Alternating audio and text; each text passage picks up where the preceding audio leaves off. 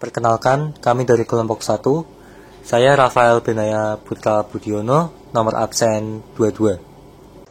Saya Natali Anakita Artemevia, nomor absen 19. Saya Riandika Helga Alholis, absen 27. Halo semuanya, di sini kami ingin mengulas tentang Perang Tondano. Perang Tondano adalah perang yang melibatkan orang suku Minahasa dan pemerintah kolonial Belanda yang terjadi di wilayah Danau Tondano, Semenanjung, Sulawesi Utara, yang terjadi pada tahun 1808 sampai 1809. Meski hanya berlangsung 1 tahun, perang ini terbagi menjadi 2 tahap, yaitu Perang Tondano pertama dan Perang Tondano kedua. Nah, latar belakang terjadinya Perang Tondano pertama dipicu dengan berdirinya persekutuan dagang milik Belanda, yang mana persekutuan dagang tersebut seringkali disebut dengan VOC.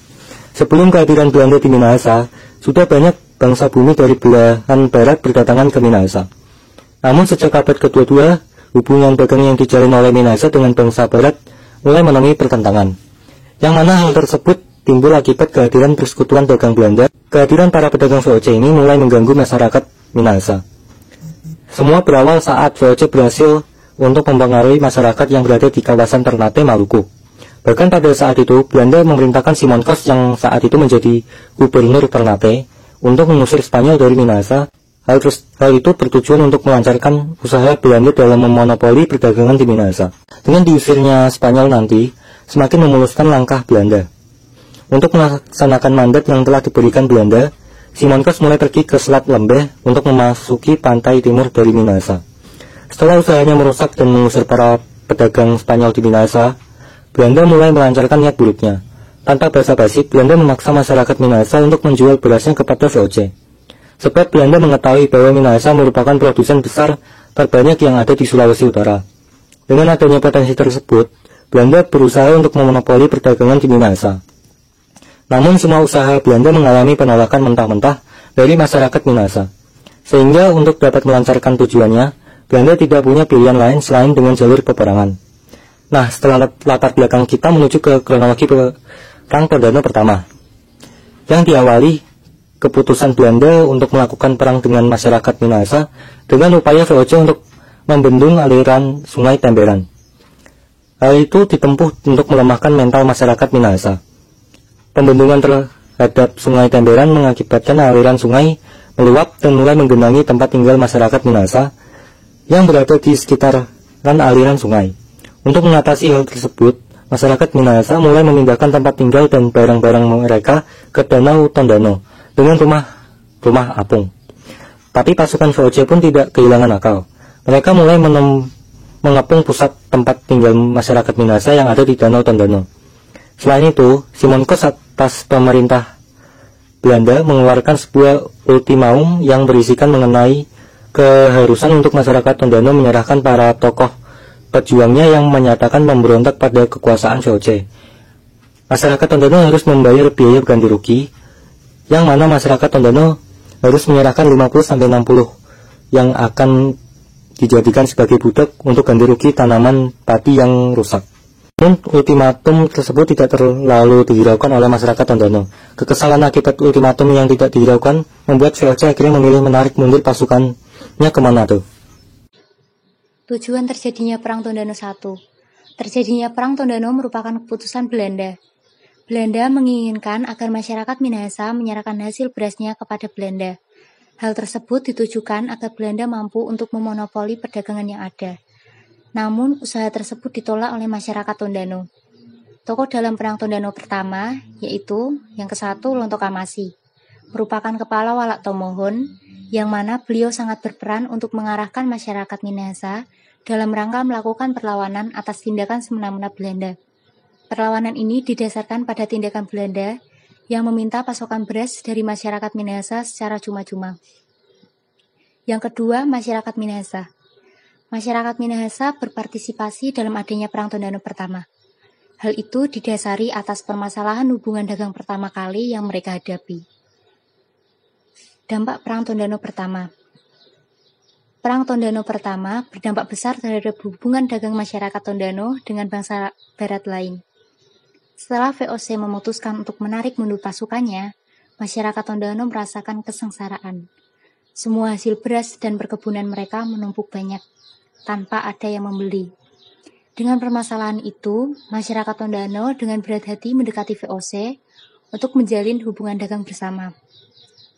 Yang mana keputusan tersebut membuka peluang besar VOC untuk menguasai wilayahnya.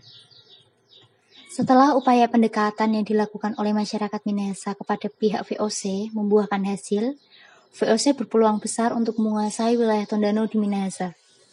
Latar belakang terjadinya Perang Tondano kedua. Setelah terselesainya Perang Tondano pertama, meletuslah Perang Tondano kedua, yang mana saat terjadinya bertepatan dengan masa pemerintahan Gubernur Jenderal Dendels.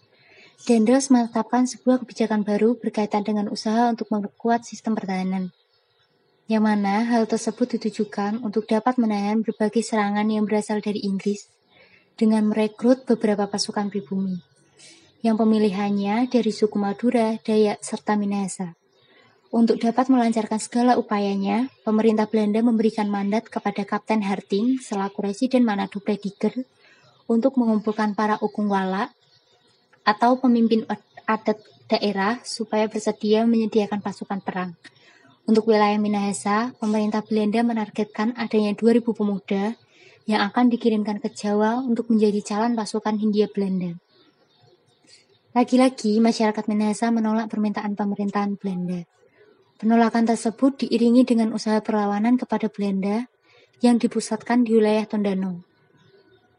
Salah satu pemimpin yang mendorong perlawanan itu adalah Ukun Lonto.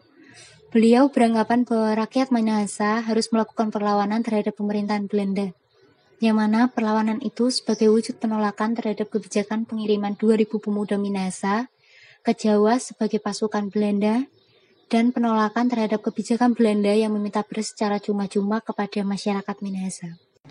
Perang Tondano II bertujuan untuk memenuhi kekurangan pasukan Hindia Belanda yang berada di Pulau Jawa. Atas dasar itu, Gubernur Jenderal Dendels memutuskan untuk mengambil pasukan yang berasal dari pribumi, termasuk pemuda yang berasal dari Minahasa. Namun ditolak oleh para pemimpin dan masyarakat Minahasa. Sebagai wujud penolakan keras tersebut, masyarakat berinisiatif untuk melakukan perlawanan terhadap Belanda. Dengan adanya perlawanan yang mulai dilancarkan oleh pihak Minahasa, Gubernur Prediker sebagai kaki tangan pemerintah Belanda saat itu tidak memiliki pilihan lain. Mau tidak mau, Gubernur Prediker harus mengirimkan pasukan untuk menyerang pertahanan masyarakat Minahasa yang berada di wilayah Tondano. Dalam upaya perlawanan ini, Belanda kembali menerapkan strategi yang sama dengan Perang Tondano yang pertama, yang mana Belanda mulai melakukan pembendungan kembali pada aliran Sungai Temberan. Selain itu, Gubernur Prediker juga tidak segan-segan untuk membentuk dua pasukan perang. Pertempuran ini mulai mencapai puncaknya pada tanggal 23 Oktober 1808. Pasukan tangguh Belanda yang disiapkan dari Danau Tondano berhasil melancarkan serangannya. Pasukan tersebut merusak semua pagar bambu berduri yang digunakan untuk membatasi danau dengan perkampungan Minawanoa. Lama-kelamaan, pasukan Prediker mulai mengendorkan serangannya. Momentum tersebut tidak disia-siakan begitu saja oleh masyarakat Minahasa. Mereka muncul dan langsung melakukan penyerangan besar-besaran terhadap pasukan Belanda. Belanda akhirnya terpaksa harus menarik mundur seluruh pasukannya. Perang Tondano II menuju akhirnya tepat pada tanggal 5 Agustus 1809, yang mana kekalahan berada pada pihak pejuang Minahasa. Kekalahan tersebut dipicu hancurnya benteng pertahanan yang dimiliki oleh masyarakat Minahasa. Perang Tondano II berdampak buruk bagi masyarakat Minahasa. Masyarakat Minahasa harus menelan kekalahan 2 kali berturut-turut dari pasukan Belanda. Masyarakat Minahasa pun harus rela kehilangan banyak pejuangnya dalam misi perlawanan tersebut.